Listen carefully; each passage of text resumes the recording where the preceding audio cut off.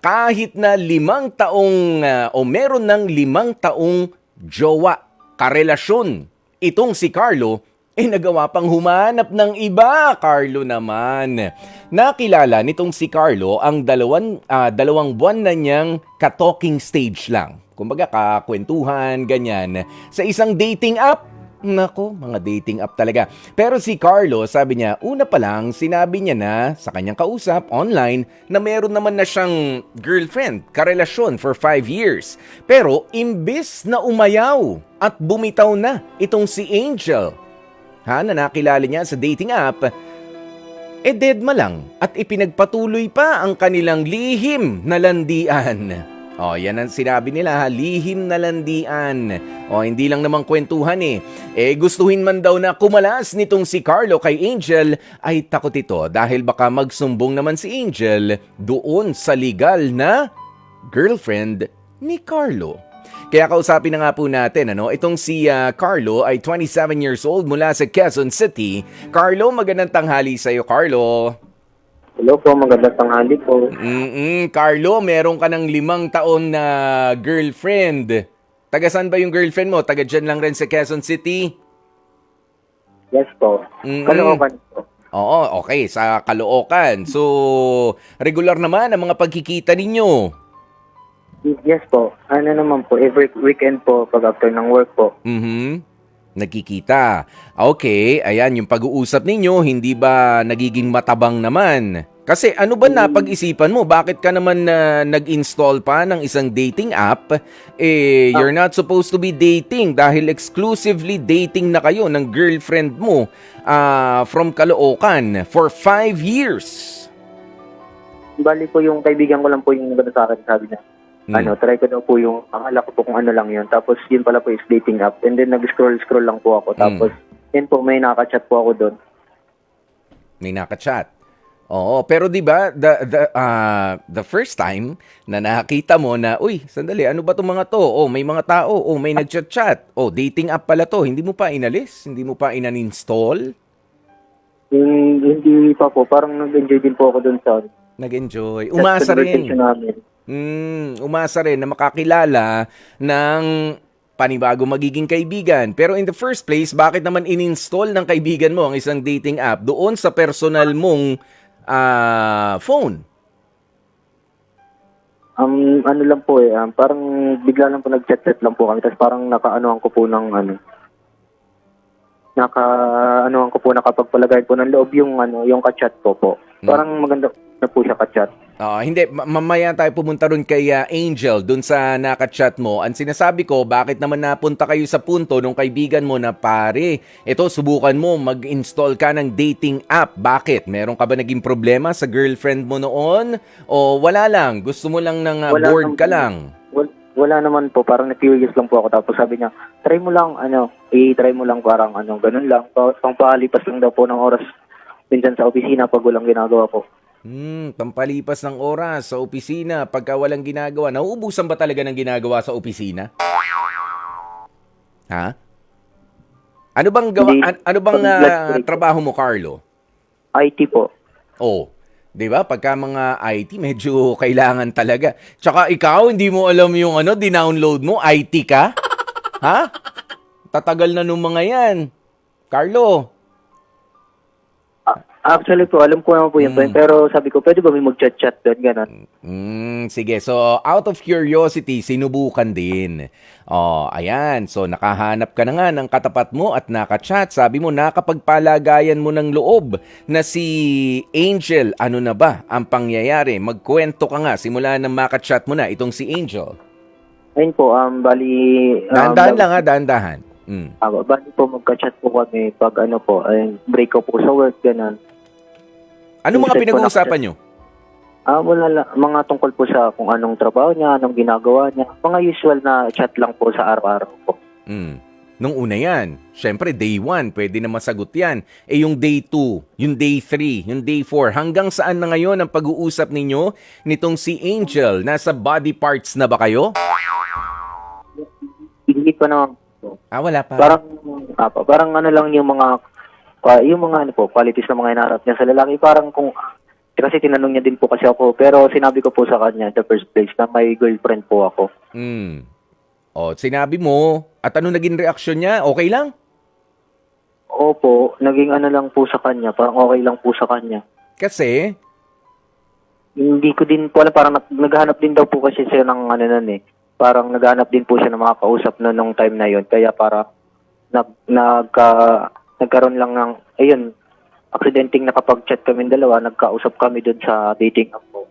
oh, kung may aksidente pala, ba't hindi nyo inireport sa pulis? Aksidenteng nagka-chat sa dating app. Oh, yung Opo, ganyan. parang naghahanap lang po siya ng, ano, ng mga kausap. Tapos ako din po na libang-libang na din po ako doon Okay. sa chat po natin. Sige. I'm just being sarcastic, ano? Kaya, kasi alam mo naman yan, na nagchat-chat ka, may tinatanong ka, sasagutin ka, you want to know the other person better, kaya ka nagtatanong-tanong kasi curious ka nga na makilala siya. Pero nakakalimutan mo sa mga pagkakataong yon na magka-chat kayo nitong si Angel na may girlfriend ka nga pala. Dumating ka na ba sa puntong yon na, ay, oo nga pala, nakumusta ko na ba yung girlfriend ko? Opo, sinabi ko po sa kanya, nung itong late na po, nasabi ko po sa kanya na ano, na if ever pwede, ipinaliwanag ko po sa kanya na sabi ko, salamat dito sa time, tapos sana kung ano man yung ano natin dito, sana hanggang dito na lang, ganun. Mm. Sinabi ko na po sa kanya kasi po, parang nagigilty din po kasi ako sa girlfriend ko po. Nagigilty ka. Kayo ba nagkita na in person itong si Angel? Hindi pa po. May plano ba kayo na magkikita? Wala, papunta na po sana doon, pero sabi ko po sa kanya, doon po, pinigilan ko po, sabi ko po sa kanya na itigil na po namin yung pag-chat-chat namin po. Okay, sabi mo kasi dito, natatakot ka na baka magsumbong itong si Angel doon sa legal na girlfriend mo. Bakit ka naman matatakot? Magkapit-bahay ba? Magkakilala ba? Alam ba niya yung address mo? Pwede ka niya bang iskandaluhin? May nangyari ba sa inyo? Ba't ka matatakot? Doon po sa napag-usapan po kasi namin, nasabi ko po sa kanya kung saan ako nagtatrabaho. Baka po kasi pumunta dito if ever po ganun. Mag-ano po dito. Okay. Oh, Hello. kung saan lang nagtatrabaho. Ba't takot ka naman? Ba't yung girlfriend mo ba dyan din nagtatrabaho? Hindi naman po, pero kilala po kasi yung girlfriend ko dito sa ano po, trabaho po namin kasi sinasama ko po dito minsan. Okay, kilala ng mga tao nakapaligid sa'yo. O sige, eto, kausapin ko na muna naman si Angel ng Caloocan, 23 years old, ha? Mas bata dito kay Carlo. Angel, magandang tanghali sa'yo. Magandang tanghali po. Narinig mo naman yung pinag-usapan namin ni Carlo. Opo. Okay. Ikaw naman, Iha, bakit naman pumayag ka na, sige, makipagkwentuhan pa rin, nasa dating app ka, I know, pero sinabi na nga nitong si Carlo na meron siyang karelasyon. Hindi ka ba nagkusa na lang na, sandali, lalayo na lang ako rito, may sabit ito? Nung una po, parang libangan lang ko lang naman po na parang kausap siya, ganyan, para parang ano lang po ba, pastime, ganon. Ano bang gawa mo sa Tapos, buhay, Angel? Work lang po. Okay, nagwa-work Work na rin. bahay, ganyan. Okay. O sige, tuloy ang kwento. Tapos yun nga po, parang lumalalim na din yung mga usapan, ganyan.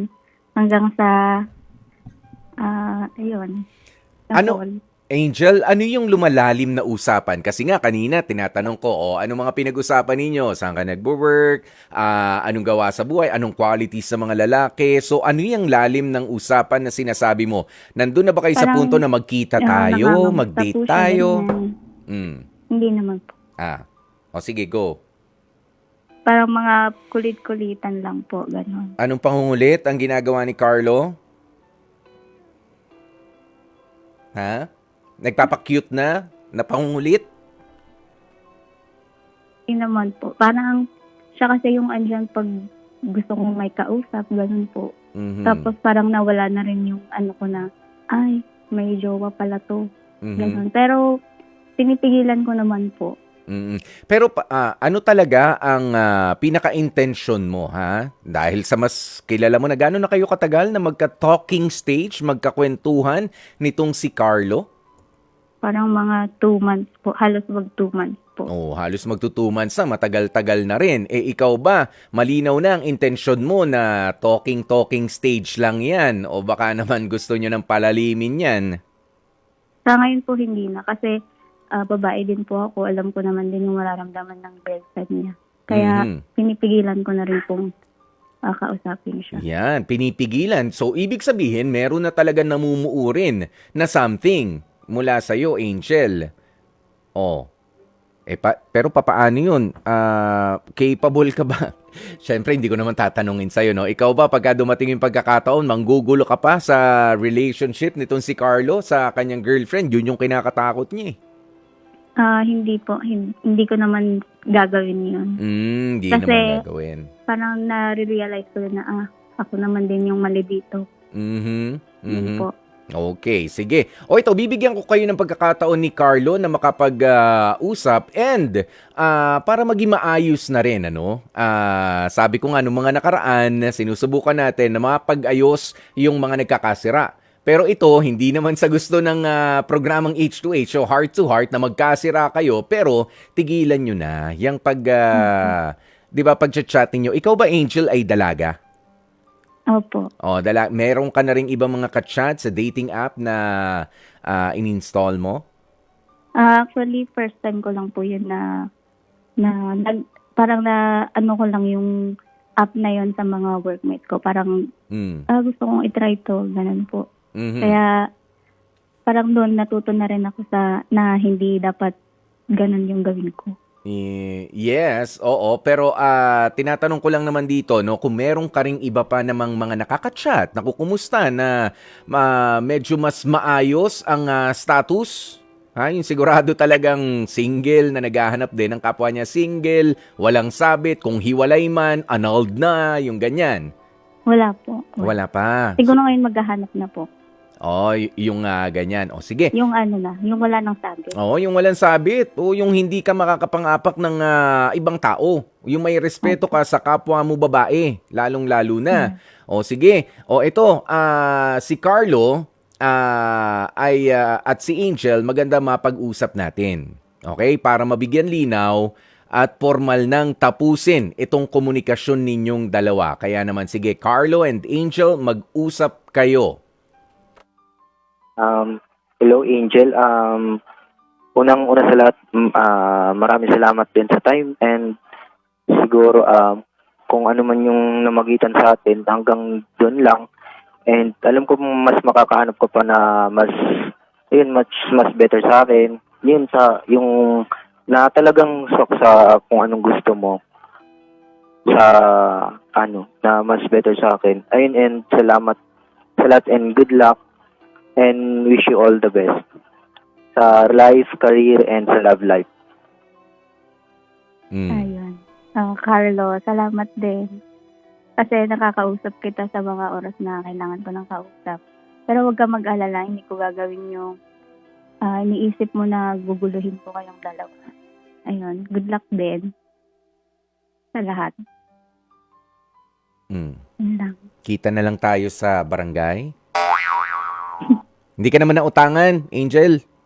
Hindi naman. Ikaw, Carlo, hindi ka nautangan? Hindi naman po, kasi wala din po akong ipapautang. Wala.